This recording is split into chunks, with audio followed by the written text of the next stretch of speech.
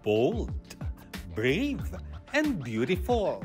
Yan ang tatak ng strong, successful, and goal-oriented Kapuso Women Sparkle 10.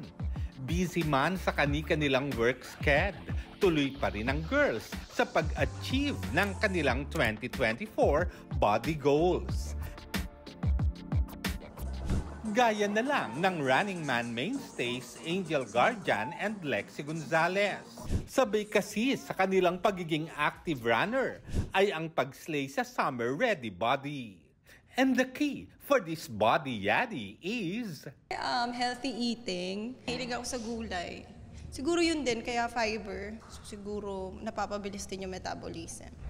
Na sinamahan pa ng Keep Fit sessions. Pero important kasi balance dapat. So, nakakatulong talaga na nagwo-workout ka din. At least, di ba, nababurn mo din yung kinakain mo.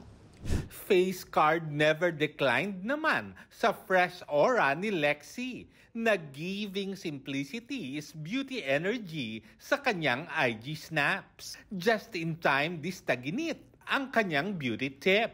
Sunblock yan. Yan, legit talaga yun. Sunblock, tapos moisturize kasi nga mainit, so para di mag-dry yung skin. Here to slay with their fitness goals naman, sina Ashley Ortega at Shuvi Etrata. Si Ashley, beach ready na sa kanyang upcoming trip in Siargao. Paano ba kasi yan ma-achieve, Ashley? Usually I go for cardio all the time and ab workout.